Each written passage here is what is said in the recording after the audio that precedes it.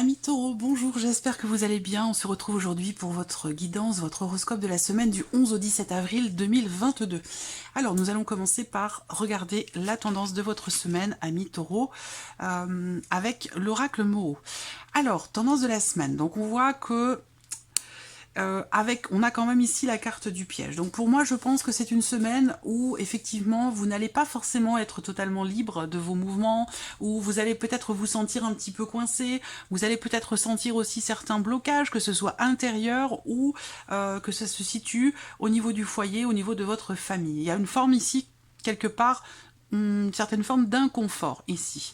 Voilà, donc cette semaine, peut-être que les énergies, les événements peuvent comme ça vous faire vous sentir un petit peu soit mal à l'aise vis-à-vis de vous-même ou par rapport à tout ce qui se passe au niveau du foyer, au niveau de la famille. Voilà. Alors, on va voir ce que votre tirage va faire ressortir. Nous allons commencer par votre état d'esprit, amis Taureau, cette semaine. Alors, état d'esprit. Là, vous avez le 4 de coupe. Donc le 4 de coupe, on voit bien que vous avez envie que quelque chose bouge, on voit bien que vous, dans votre tête, ça avance, ça va vite, ça avance très très vite et vous vous sentez coincé. Voilà, donc je pense que là, on parle de blocage, que ce soit familial ou intérieur. Il y a cette volonté ici que quelque chose bouge et avance assez vite. Vous êtes impatient par rapport à quelque chose ou peut-être par rapport à quelqu'un, quelque chose que vous attendez peut-être aussi. On voit bien que là, ce que vous vivez, ce que vous avez devant vous cette semaine, ça vous convient pas, ça vous plaît pas, vous n'êtes pas satisfait, vous vous ennuyez, il peut y avoir de la lassitude, il peut y avoir de l'ennui, il y a de l'insatisfaction ici, je vous sens insatisfait par rapport soit au fait qu'une situation, une relation puisse se réharmoniser ou s'aligner, ou dans le fait que quelque chose puisse avancer assez rapidement. Voilà, je pense que là, vous attendez, vous vous sentez coincé, vous sentez que ça bloque, que ça avance pas, et je pense que ça ne vous satisfait pas, tout simplement. On va regarder avec le Lenormand. Votre état d'esprit. Bah là, on voit bien qu'il y a beaucoup de stress. Vous êtes inquiet pour quelque chose par rapport, encore une fois, à une dimension peut-être familiale. Le fait de se sentir coincé, obligé à quelque chose, le fait de se sentir piégé, enfin piégé entre guillemets, voilà, c'est-à-dire que là, en fait, peut-être que vous subissez quelque chose ou quelqu'un, une situation, des obligations, voilà, ça va être quelque chose comme ça. Pour moi, ça se situe vraiment sur la sphère familiale qui ressort déjà à 2 reprises, les liens du sang, le foyer, la famille. On voit que par rapport à ça, il y a du stress, il y a de l'anxiété. Donc on voit que là, votre état d'esprit, il est cette semaine à l'insatisfaction. Quelque part, quelque chose qui vient vous agacer, vous énerver, il y a une tension parce que je pense que vous êtes frustré en fait. Vous êtes frustré parce que vous attendez quelque chose et ça vient pas. Ça n'arrive pas, ça va pas assez vite, voilà, il y a une forme effectivement de frustration ou d'impatience, j'ai l'impression. Je ressens les choses comme ça. Bon, comme vous le savez, moi je vous présente les énergies telles qu'elles sont. Je ne les enjolive pas, je vous présente les choses telles quelles. Voilà, après c'est à prendre ou à laisser, vous faites comme vous voulez, mais voilà, moi j'ai vraiment ce souci de la transparence par rapport à vous. Alors on regarde maintenant l'état émotionnel. Donc émotionnellement, avec ce 5 d'épée, je vais commencer par cette carte-là, puis je terminerai avec la carte de l'étoile. Émotionnellement, avec ce 5 d'épée, il y a une forme effectivement là aussi quelque part de dualité, de contradiction. C'est-à-dire que là, émotionnellement, vous avez l'étoile. Donc l'étoile quand même, c'est la confiance, c'est la sérénité, c'est le fait de se sentir à sa place. Et paradoxalement, sur le plan émotionnel, paradoxalement, vous avez quand même le 5 d'épée. Donc il y a quelque chose à régler, mais en même temps, vous êtes tout tranquille, tout calme, tout serein. Donc c'est paradoxal, et c'est paradoxal aussi avec votre état d'esprit. C'est-à-dire que là, vous voyez l'état d'esprit, on a des bâtons et des coupes pour tout ce qui se passe dans la tête. Tout ce qui se passe dans la tête avec le tarot est représenté par les cartes d'épée. Et là, dans tout ce qui est des émotions qui sont représentées donc par les cartes de coupe, dans les émotions, on a les épées. Donc, vous voyez, là, on a un transfert, il y a un conflit peut-être intérieur, une dualité ou une problématique, quelque chose à régler, c'est de trouver un juste milieu entre votre mental et votre cœur, ou votre équilibre émotionnel. Parce que là, sinon ça va justement, voilà, c'est ça qui fait que peut-être vous allez vous sentir un peu coincé. Émotionnellement, avec le 5 d'épée, il y a une contrariété, il y a quelque chose à régler. une forme de conflit intérieur où l'idée, quelque part... Alors le 5 d'épée, c'est délicat parce que c'est l'énergie quelque part de l'autodestruction. C'est-à-dire que là, on sabote quelque chose. Quelque chose qui pourtant correspond à vos attentes, à vos aspirations. Vous voyez? Donc là, il y a l'idée d'un possible bien-être émotionnel, d'une certaine sérénité dans ce qui est ressenti. Et paradoxalement, avec le 5 d'épée, c'est comme si là, vous cherchiez un petit peu... je sais pas, vous cherchez la petite bête ou quelque chose comme ça, j'ai l'impression. On va regarder la vie sentimentale. Voilà. Donc là, vie sentimentale, on voit que par rapport aux sentiments, par rapport aux émotions, vous êtes un petit peu dans le flou, dans l'incertitude. Bon, ça sera pas la meilleure semaine de votre vie, ça c'est sûr. je vais pas vous dire le contraire. Et là, on voit qu'émotionnellement, il y a des doutes, en fait, des doutes, des inquiétudes, des questionnements, quelque chose qui vous perturbe. Alors, ça peut être un passé, hein, ça peut avoir un lien avec quelqu'un qui fait partie de votre passé, mais il y a beaucoup de confusion ou peut-être d'incompréhension. Voilà, il y a peut-être quelque chose ou quelqu'un qui vous blesse ou qui vous a blessé. Et peut-être que vous êtes encore sur cet événement ou sur cette notion qui fait peut-être partie des semaines ou des mois passés. Voilà. Allez, on continue. Le travail, votre état d'esprit par rapport à la vie pro. Bon, bah alors là, vous êtes motivé par rapport au travail. Là, vous êtes motivé.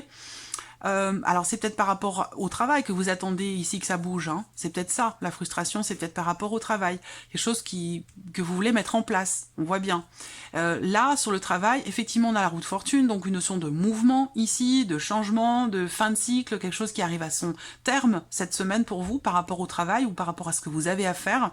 Et avec la force, vous êtes tout en confiance par rapport à ça. Vous êtes tout en confiance, là par contre vous êtes motivé. Là, vous êtes motivé, déterminé, vous savez ce que vous voulez, vous savez où vous allez, il n'y a pas de problème là-dessus. Hein. Soit concernant un mouvement, un changement dans la vie professionnelle ou dans votre manière de travailler, ça peut être aussi par rapport à votre manière d'aborder les choses.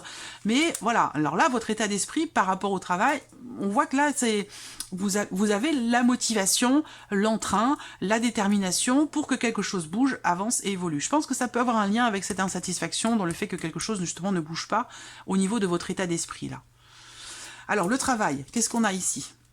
Bon voilà, une réussite par rapport à la vie pro.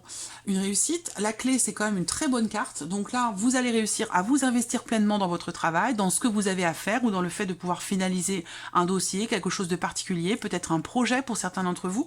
Il y a une notion de réussite aussi par rapport à l'aspect financier de votre vie. Là il peut y avoir un changement qui vous redonne de la force, de l'entrain, de l'énergie, de la vitalité, de la motivation, parce que peut-être qu'il y a une rentrée d'argent, une prime, quelque chose que vous décrochez, ça peut être aussi ça hein, qui est représenté là.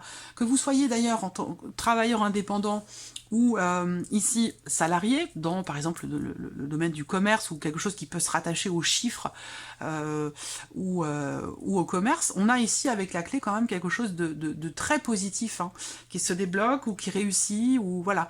Là, ça peut être aussi, comme je vous le disais, financier. C'est-à-dire que ici, avec ces cartes-là, par rapport au travail, on a...